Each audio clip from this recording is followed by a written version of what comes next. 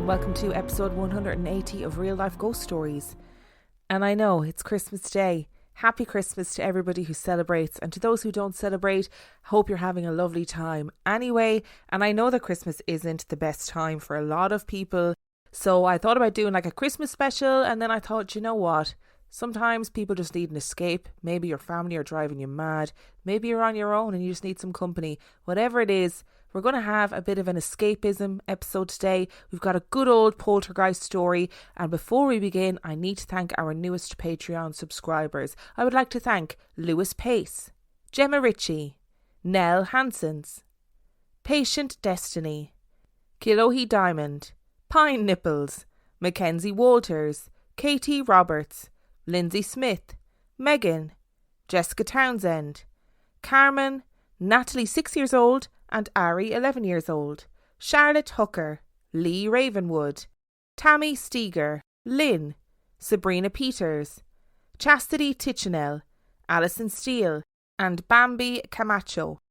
Thank you so much for subscribing to the Patreon. I love you and appreciate you every single day. And our film review this week. Our film review is Barbarian. Barbarian was released in 2022. It has 7.1 out of 10 on IMDb and 91% on Rotten Tomatoes. In town for a job interview, a young woman arrives at her Airbnb rental late at night, only to find that the house has been mistakenly double booked and a strange man is already staying there. Against her better judgment, she decides to stay the night anyway, but soon discovers that all is not what it seems. As always, I'm going to do the likes and I'm going to do the dislikes, and let's start with the likes and let's get into it. So I had kind of avoided looking up anything about this film. I was aware of the hype, like I was aware that people were talking about it on the Facebook group. I kind of avoided looking at any of the posts because I didn't want any spoilers. So I was kind of aware that this film, you know, was a big deal when it came out. It got very well received by the critics. And I will say, right, the actors and the acting and the characters that were being portrayed were great. So Bill Skarsgård is in it, Justin Long is in it, and Georgina Campbell were in it. All of them fantastic, particularly Georgina Campbell. She's like the protagonist. I really, really enjoyed the three of them. They played their characters fantastically.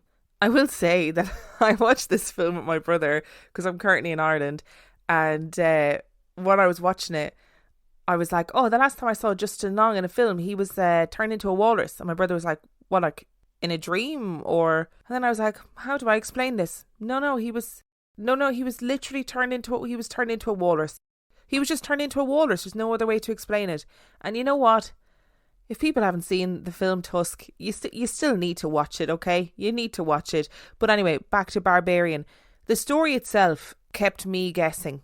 And it kind of veered in loads of different directions, which for me kept the suspense alive. And I don't know if it's like my short attention span brain, that I liked the different storylines. I liked how it like seesawed between different ideas, because I was like, oh, is it this? Is it this? Interestingly, my brother guessed the plot like almost immediately when we saw that there was a spooky basement in this Airbnb. And it was genuinely impressive. He was like, oh, I bet this is the story. And then at the end he was like, I told you that was the story. I was really impressed. From the time she arrives in that Airbnb and Bill Skarsgård's character is already there, I was hooked. It does tension really masterfully. And there were plenty of moments where like my brother and I were literally shouting at the TV. We were shouting at the TV being like, why would you do that? Don't go down there. Oh God. Oh no, she's going to do it anyway. Oh, this is going to happen. And I think that's always the sign of a good horror film, when you're so immersed in it that you're like willing the characters not to do things. And I don't want to give any spoilers because this film is still relatively new. I know there's lots of people that want to watch it, but I thought the villain of the piece was really interesting and actually kind of nuanced. It was a really scary idea, a really scary concept. And then, as always with these films, it's kind of less scary when you figure out what's actually going on. But I really enjoyed it. I thought, oh, this is okay. This is an interesting villain. I'm into it. It kind of gave me Del Toro vibes at various points, particularly the ending. If you've seen the film, you'll know what I mean. And like I said, you've got these different storylines that are happening. There's kind of three main characters, really. Three main different storylines in tandem. And I looked at the reviews of this film, and lots of people seem to have disliked what they saw as kind of disjointed storytelling. But I liked it a lot because you kind of ended up getting to know these people whose worlds would never collide, and they're suddenly colliding. So I was kind of into it. And my dislikes. Honestly, I really did think the last third of the film was ropey at best. And I kind of wondered if they were leaning into like an almost ridiculous comedy horror climax. Because I was watching and I was thinking, really? Really? This is what you're going for? This is what's happening here? But then I don't know if comedy horror really worked, because the first like 2/3 of the film were so tense. And then suddenly it gets a bit ridiculous. Like Justin Long's character, even though, I'm just going to spoiler alert, not a very nice character, he does bring a lot of comic elements to the story when he arrives in the story. There was this moment of like, I'm going to call it mid-air tomfoolery that really annoyed me.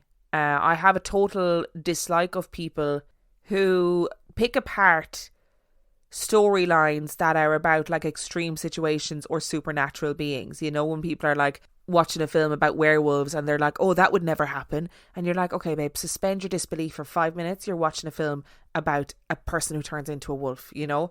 But I'm going to have to do it a bit for this film, because there's that moment of mid-air tomfoolery that just defies the laws of physics. And, you know, the villain and the people in this story, they abide by the laws of physics. I'm sorry, but they do. So there is no reason for mid-air tomfoolery. I'm just putting it out there. This is going to mean nothing to anybody who hasn't seen this film, but if you have seen this film, I hope you're nodding along. I hope you're nodding and you're going, yeah, okay, Emma, that mid-air tomfoolery was a bit ridiculous. And I do think there were some major holes in the like validity of the story, right? And everybody knows when you watch horror films, the characters will make poor decisions. It drives the plot. But in this film, would you really stay in an Airbnb that a stranger was already in? Would you really? I just couldn't get beyond that. I was looking at her going, babe, I don't know what you're doing here. Between the random guy that you're now spending the night with and the spooky basement, things aren't good, okay? Things are not good. There is no way I'd be spending the night in that Airbnb. There are also lots of moments where you're like, don't go deeper into the basement. Don't do that. Would you really do that in real life? And I absolutely know that I'm contradicting myself. So if there's anybody out there that's hate listening to this podcast, then, you know, you're being very much justified at this point. Because I don't like it when people pick holes in horror stories. But there were a lot of moments in this where I was like, no, I'm sorry. No. It wouldn't happen, okay? It just wouldn't happen. But overall, I think it's definitely worth a watch. Like, there's some serious kind of what the fuck moments. There was a particular moment where my mom, who doesn't watch horror films at all, she was in the room sort of stoically not looking at the television when me and my brother were watching. There is one moment where we were like, oh God, oh, that's not going to happen. Oh no, she's going to make him do it. Oh God. And we're like screaming at the TV. I was like, Mom, don't watch. It'll be really upsetting. There were a lot of what the fuck moments. I thought it was a decent villain. I thought there were some great characters and great suspense. But the final third of the film, you know, it isn't really great. But that final third doesn't negate how good the rest of the film is. So I kind of am a bit torn. I gave it 4 stars. My brother gave it 3 stars. So I'm going to give it 3.5 stars. Which brings us to our story this week. And I am really excited about this story. When I first started looking into it, I kind of thought it was just like another poltergeist story. But it's a really compelling, interesting story. And just to give a massive shout out at the beginning of this, I got most of the research from a book called The Sauchie Poltergeist by Malcolm Robinson, which is on Kindle. I think I got it on Kindle, and it's really well worth a read. Most of the other sources that are listed in the show notes for this episode, they all reference back to this book. He has done huge amounts of work on this poltergeist case, because I'm pretty sure that's where he's from. And obviously it's an older case than he is, but he is really interested in the case because it's where he's from. So settle down, get yourself a drink. It's going to be a pretty long story, so let's get into it. In November and December of 1960, a little girl in a small Scottish village found herself in the middle of what has now become the most famous poltergeist case in Scottish history. Paranormal investigator Malcolm Robinson became fascinated with this case and started investigating the events in 1987. He spoke with some of the little girl's classmates who witnessed the unusual activity that seemed to follow her. He attempted to speak with the little girl's aunt and other family members but fell short. For years he let the case go, feeling defeated from the lack of progress made.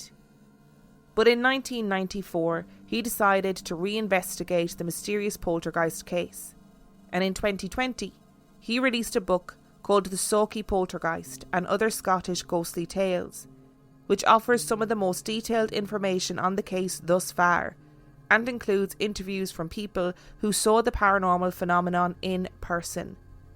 A vicar, 3 doctors and a teacher all witnessed the paranormal activity that somehow surrounded this young child.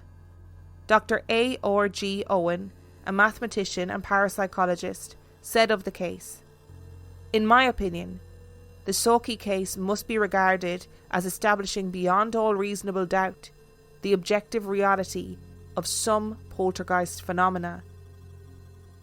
One of the most fascinating aspects of this case is that the poltergeist activity is not confined to one single location like most other cases in paranormal history.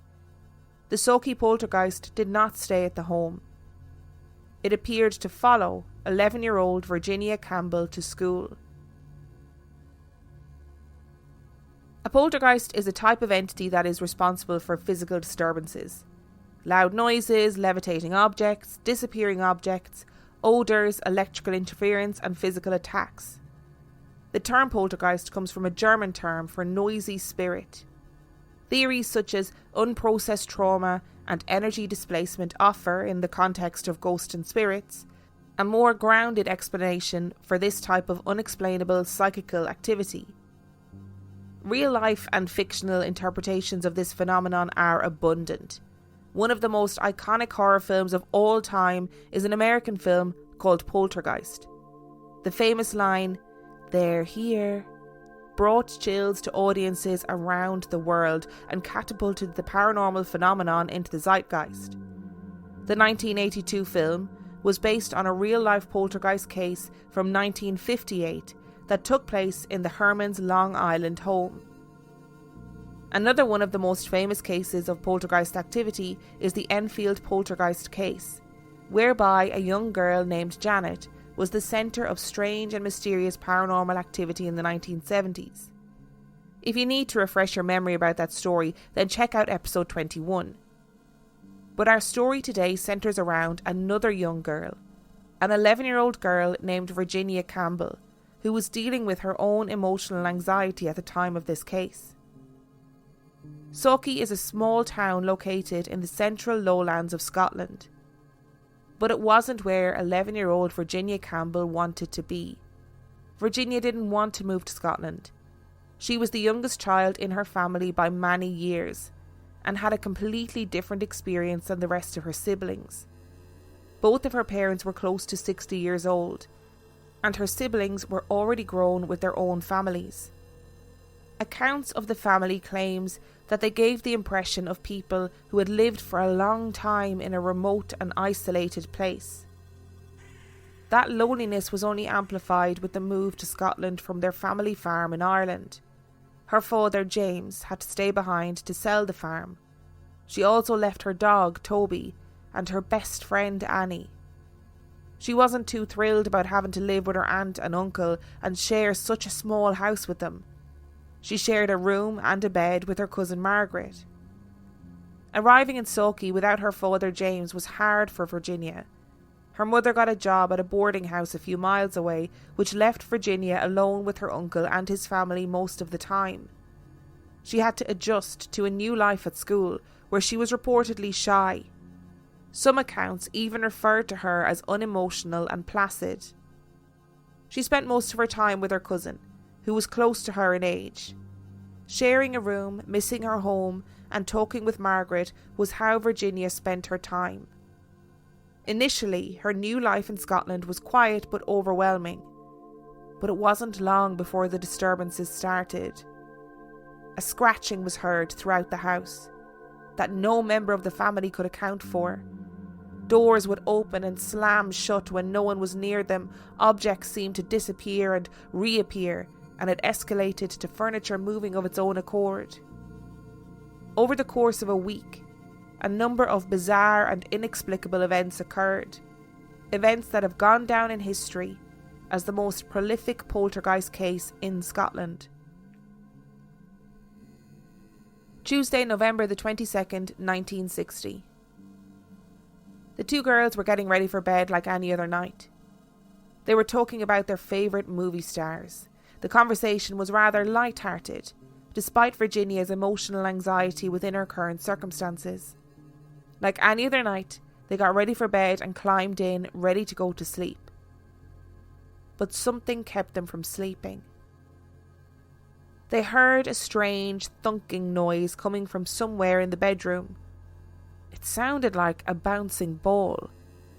At first, the noise appeared to be coming from behind the bed headboard. It stayed in the bedroom for a little bit before moving to outside their door. The sound made its way down the stairs and into the living room. Her aunt and uncle were sitting downstairs in the living room, and when they heard the commotion coming from the girls, they nonchalantly told them to settle down and get back to bed.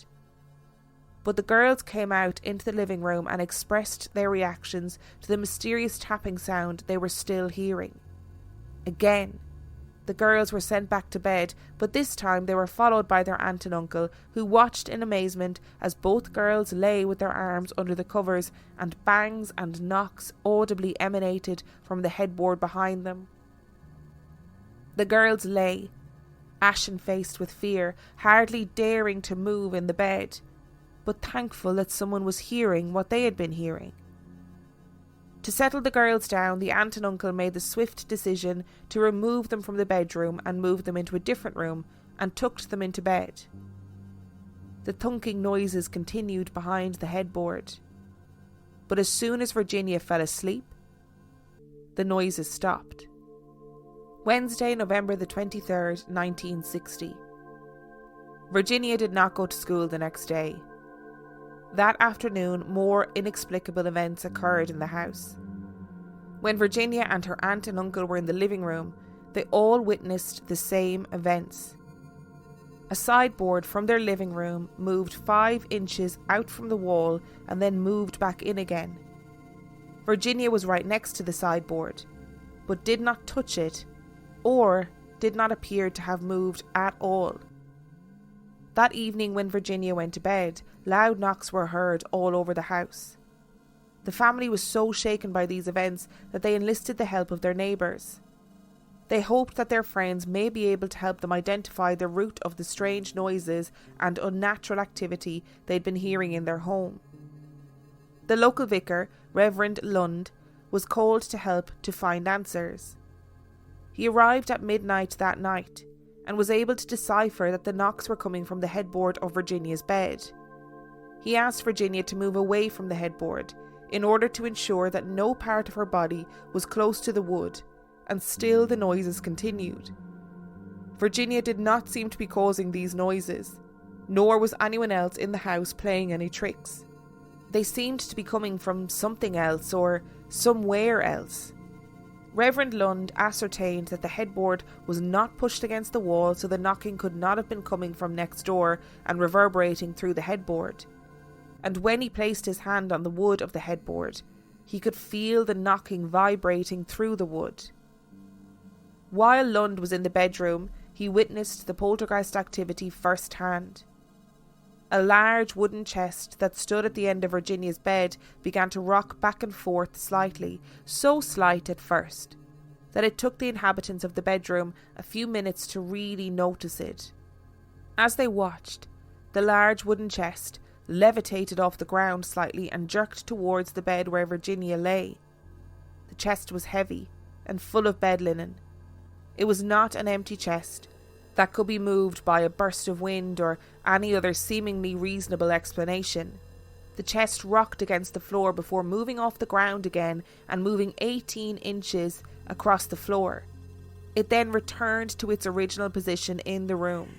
When Lund suggested Virginia and Margaret get back into bed, there was an outburst of violent knocking, as though something did not want Margaret in the bed with Virginia. Reverend Lund suggested that Margaret sleep in a different bed in the same room, and the knocking ceased, and both girls slept soundly without any further interruption. Thursday, November the 24th, 1960. By this point, Virginia's father had arrived in Sauchie. He had sold the farm in Ireland and moved into the already full house. He was also witness to bizarre poltergeist phenomena, seeing an apple levitate out of the fruit bowl and a sewing machine started up by itself. Virginia's mother was recorded as stating, "An apple jumped out of the dish. Virginia ate it. I went away to the phone. Virginia was in the house with Dad. He said while I was away an apple came out of the dish 3 times. The pot came off the cabinet and hit Virginia on the nose. It settled on the chair just before I came back. A piece of chocolate jumped off the sideboard, also a pencil. A Brillo pad came out of the kitchen into the living room. The light went on twice. Virginia was using the cleaner. It went off and the rubber flew off the handle. There was a knocking under the table. Virginia gave 3 knocks. Then there were 3 knocks back." On this day, Virginia stayed home from school again. That evening, Lund came over again to observe Virginia. They witnessed Virginia's pillow rotating about 60 degrees, while her head was still lying on it. Lund also heard knocking and saw the linen chest rock back and forth. The family doctor, W.H. Nisbet, was called in to offer his insight and opinions on the very strange occurrences surrounding this little girl. Dr. Nisbet heard knockings himself and also heard a sewing noise with no root cause. He also observed an odd rippling movement along the surface of her pillow. The occurrence looked like an invisible entity was running their finger or hand along the bed linen. The doctor was unable to help, and was only able to offer to prescribe some drugs to help calm her nerves. Friday, November the 25th, 1960. The next day, the disturbances continued still, but this time, it did not happen inside the house. Virginia finally went back to school. In the afternoon, while Virginia was in class, her teacher, Margaret Stewart, saw the little girl's desk lid rise steeply, but Virginia did not seem to be touching it. Later, the teacher saw Virginia trying to hold it down. While the rest of her classmates had raised their hands, Mrs. Stewart noticed Virginia using all her strength trying to hold her desk lid down. It appeared to want to rise of its own accord. By the afternoon, Mrs. Stewart saw an unoccupied desk behind Virginia raise an inch off the floor and settle back down. She inspected the desk and found no strings, no levers, or other devices that would have caused the effect. She found nothing. That night, Nisbet came back to the house to watch over Virginia as she slept. He saw the same phenomena from the night before. The chest moved a foot, and the lid opened and shifted several times. The pillow rotated, and the rippling phenomenon appeared on the bedclothes again. Nisbet described this as puckering, as if due to traction by an invisible agency. Saturday, November the 26th, 1960. For the 5th day in a row, the strange activity continued. The same phenomenon was witnessed Saturday evening. The noises and the movements happened again. Sunday, November the 27th, 1960. On Sunday, Virginia fell into a trance. During this trance, she called out for her dog and her friend Annie, whom she left behind in Ireland. Monday, November the 28th, 1960. On Monday morning, another disturbance happened at school. While she was in class, Virginia approached the teacher's desk to present her teacher with an essay which she had written. And as she put the essay on the desk and stepped away, a long blackboard pointer that was on the desk started vibrating and fell onto the floor. Virginia was standing away from the desk and had her hands tucked behind her back while this happened. She could not have been physically responsible for the movement of the desk objects. And things got stranger. As Virginia stood helplessly, the teacher's desk began to vibrate.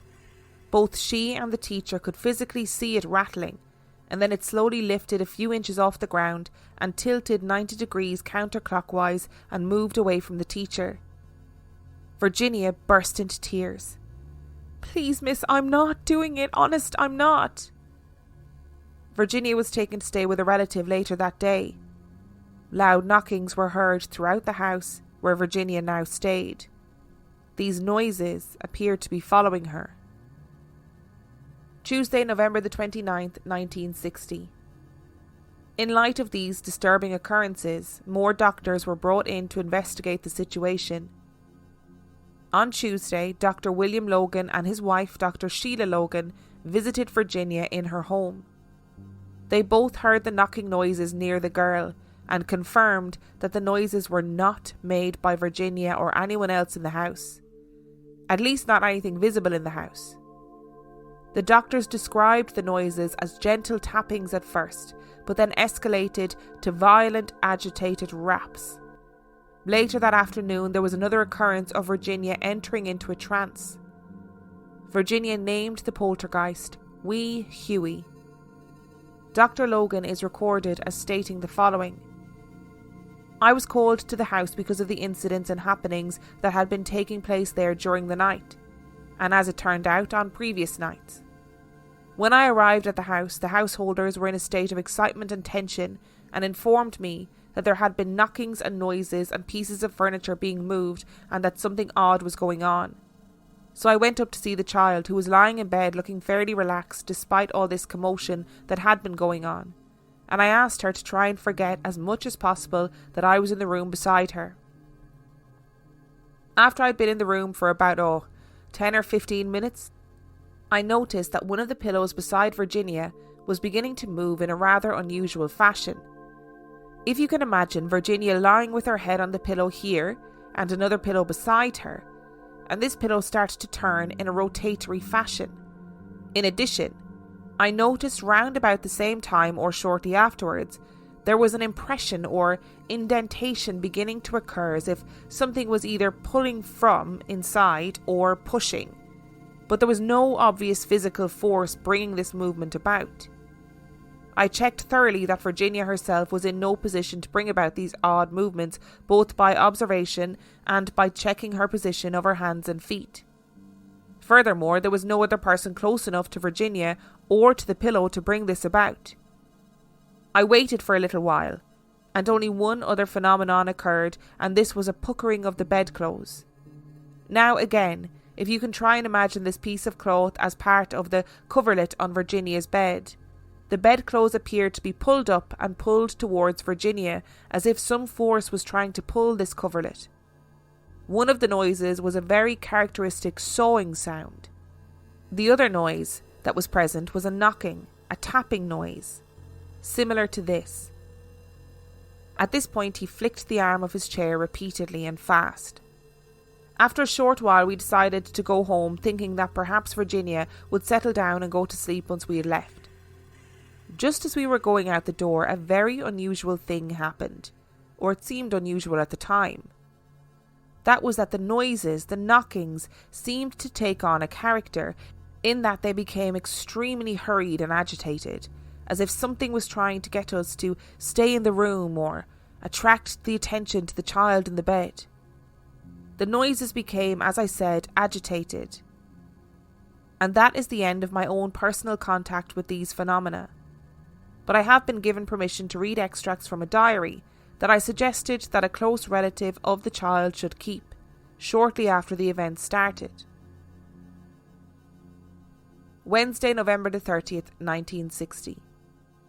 Finally, after days of consecutive, unexplainable and disturbing activity, everything stops. On Wednesday, November the 30th, nothing strange happens to Virginia. Thursday, December the 1st, 1960. The rest from the paranormal activity lasted only one day. By Thursday, the activity commenced again. The Logans and Dr. Nisbet set up a film camera and a tape recorder in Virginia's bedroom between 9 p.m. and 10:30 p.m. that night. They hoped to be able to document the poltergeist activity on the camera and on the recorder.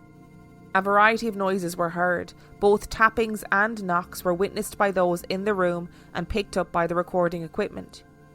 The rippling phenomenon on the bedclothes was also observed. After 10:30 p.m, Virginia exhibited hysterical talking and returned to a trance state for a third time. At 11 p.m, Lund and 3 other church ministers arrived to carry out a 15-minute service of intercession. They were keen to stress that this was not an exorcism, but yet a way to cleanse the house and try and bring peace and calm. During the service, some knockings were heard. Several noises were recorded up until just after midnight, including loud knocks, harsh rappings, a sawing noise, and a scream from Virginia at seeing the lid on the chest rise. All of these sounds were broadcast on a BBC radio programme called Scope, which centred around the case. After what seemed like the height of the poltergeist activity, the disturbances quickly died down and weakened. Mrs. Stewart, Virginia's school teacher, reported that a flower bowl that Virginia had placed on her desk moved across the surface in the same way the blackboard pointer did weeks prior. And this seems to be the last known poltergeist activity surrounding Virginia Campbell. Dr. A.R.G. Owen, a parapsychologist, considers all of these phenomena documented throughout this case to be well attested and from credible witnesses. He believes that all involved were telling the truth about their experiences. Dr. Owen visited the family in January, just over a month after that week of extreme paranormal activity. He interviewed Reverend Lund, Dr. Nisbet, Dr. William Logan, Dr. Sheila Logan, and Margaret Stewart. He also interviewed Virginia and members of her family. Owen stated that all observers agreed that the sounds appeared to originate in the room where Virginia was, and were not consistent with their fraudulent production outside the room. To sum up, it seems evident that the physical phenomena observed by the key witnesses are incompatible with trickery by Virginia or by other children or adults. This quote was taken from Owen's book, Can We Explain the Poltergeist? According to the newspaper, the Alloa Advertiser, Dr. Nisbet is quoted as saying, "Virginia is not responsible for what has happened. The child is innocent. What has taken place was not conjured by the child herself. An outside agent is responsible. Believe me, something unfortunate has been going on in that house. The girl was hysterical all the time the phenomenon was appearing. We decided to then try sedation. Virginia was given mild tranquilizers to quieten her. If the phenomenon was being conjured by her own imagination, they would no longer appear if her brain was dulled. But even though the brain was not working normally, the phenomenon still appeared." A lot of poltergeist activity seems to centre around the single individual. This is why many paranormal investigators believe the activity is caused by the subconscious mind of that person.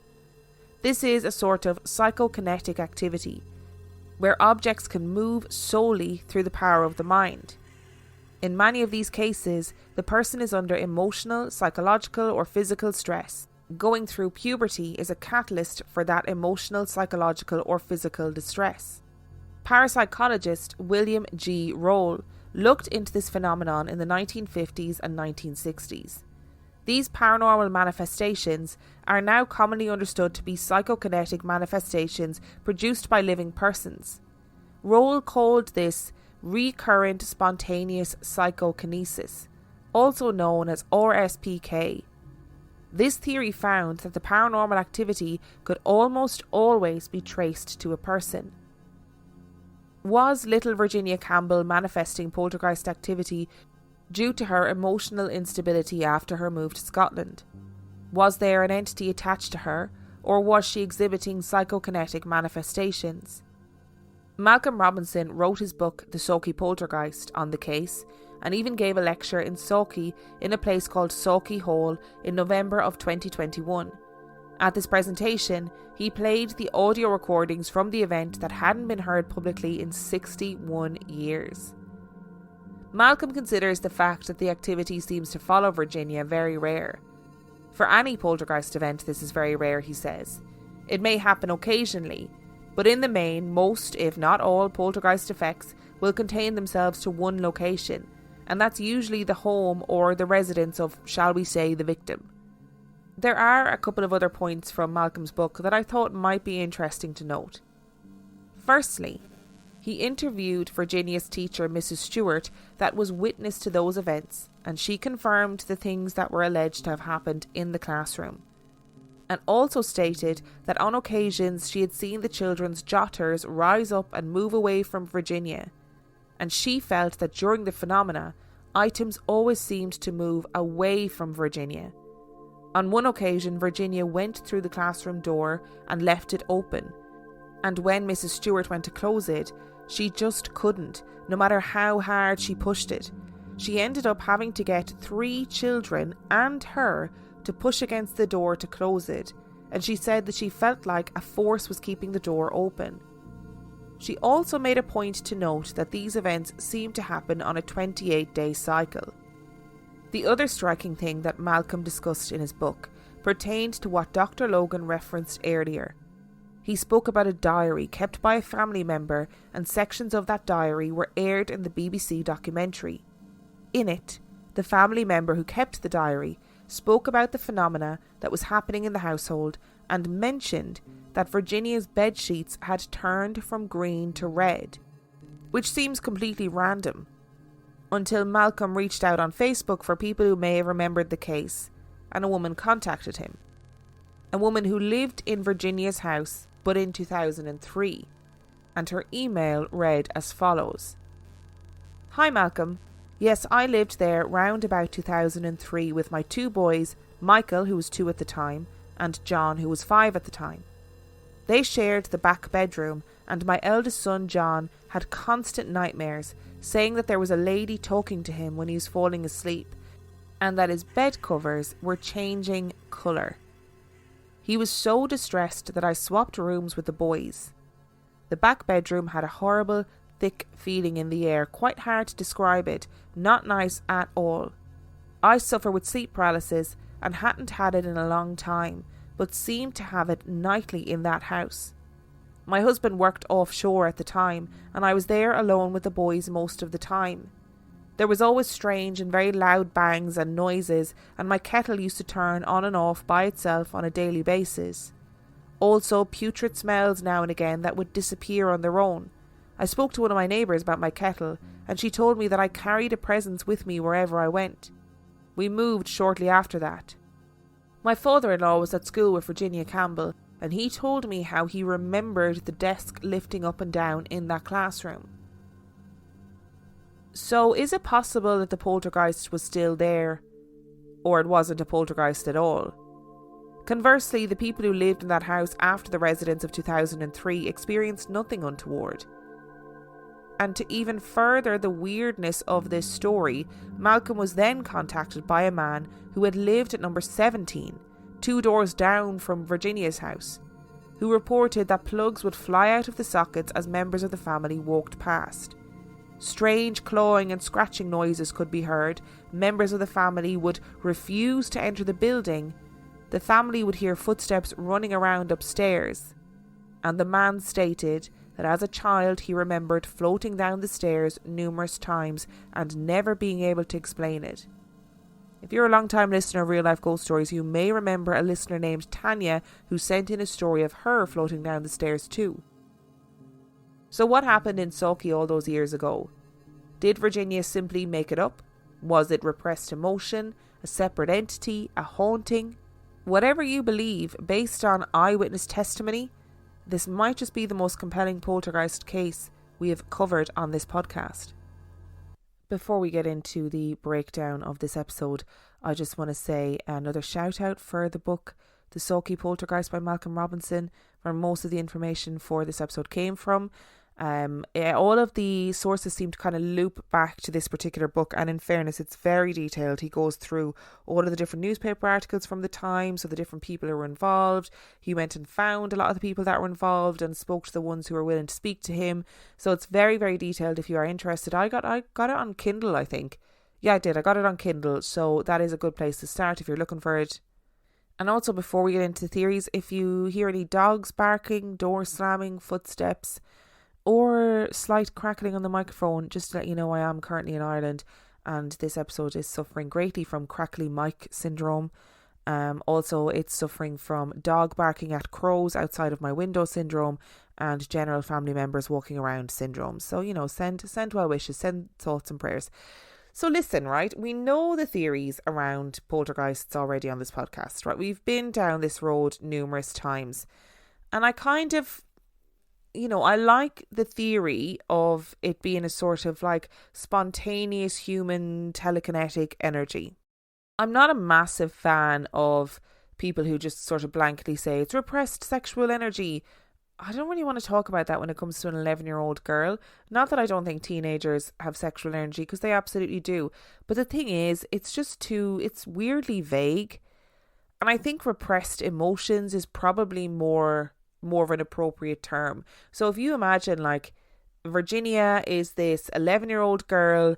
She is plucked out of really rural Ireland and moves to Sauchie in Scotland, where probably nobody understands her because of her accent, and probably she's struggling to understand people because of their accent, just cultural differences.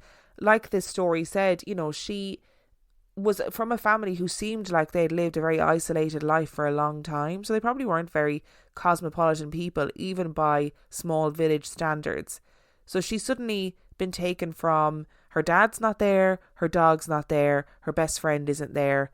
She is in a world of stress and she's on her own. She doesn't have siblings to do it with. And she is described as being like a quiet, shy, kind of normal, average is the word they used to describe her. So she probably didn't have the voice or the capacity to really talk about it. And who was she going to talk about it to when her mum was off working all the time? Maybe she spoke about it to her cousin Margaret, but Margaret's not going to understand what's going on for her. So there is a lot of repressed emotions going on here with Virginia. I think that's pretty inevitable. I did find it really interesting, was why I included it in the story, that the teacher said that the incidents occurred every 28 days. It's such a specific number to use, and it's clearly in reference to the female reproductive cycle. So did she believe that the poltergeist was linked to Virginia's period? Or did the author believe that the poltergeist was potentially linked to her reaching puberty, and therefore that detail was emphasised or highlighted? It'd be very interesting if you were a teacher to watch this happen and make the connection that it was happening every 28 days or whatever. Like, was she making a note of it every time it happened and therefore was like, oh, weird, there is a cyclical pattern here? Or is that something that she has applied to the incidents in hindsight? Especially if she then looked up poltergeist activity or poltergeist cases and read about, like, oh, they're linked to girls going through puberty. So therefore, was she going, oh, those things roughly did happen once a month. So therefore, does that mean they were linked to Virginia's period? I don't know. I just found it such an interesting detail to be included in the remembering of this story. And there's also like that weird incident of the bed covers changing colour. I kind of found it really strange. So there was this bit in it where they obviously said that Virginia's bedclothes had changed colour, and they said that her bedclothes changed from green to red. I don't know if I'd particularly find that paranormal. If I was living in a house with teenage children and their bedclothes changed inexplicably, I wouldn't be like, oh, it's a poltergeist.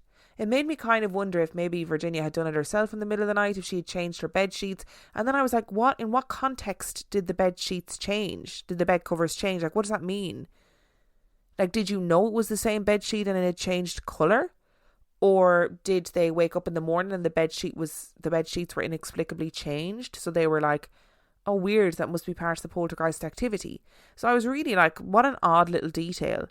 But then to find out that it happened 40 years later, honestly, the author must have felt like he struck gold with that little detail, because it's so strange. And what does it mean? And in fairness, Malcolm Robinson wrote in the book, I have never come across this in poltergeist activity before, bed sheets changing colour, whatever that means.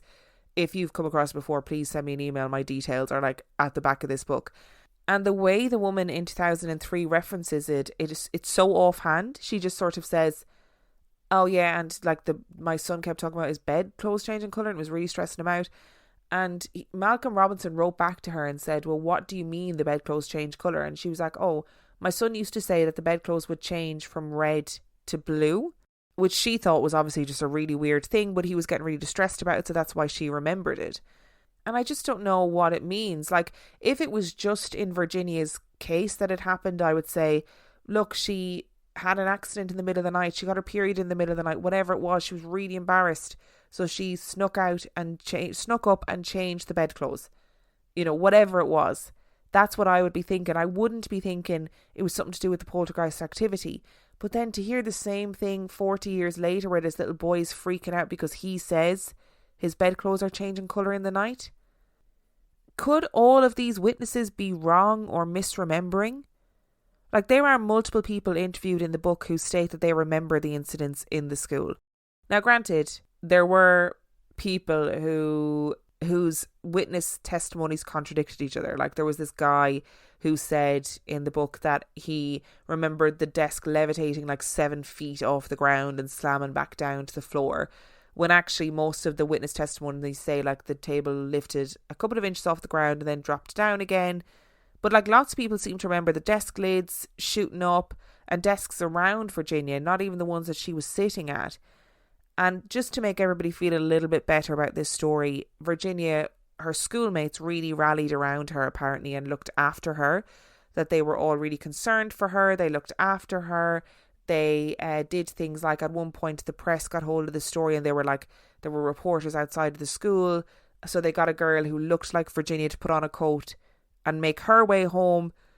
And obviously the press then, the reporters then followed her instead of Virginia so Virginia could get home. And all these stories kind of made me go, oh, that's okay. At least she didn't have a hard time in school while all this was happening. There was also Dr. Nisbet who said that, oh, she was really distressed while all this was happening, so we had to give her tranquilizers.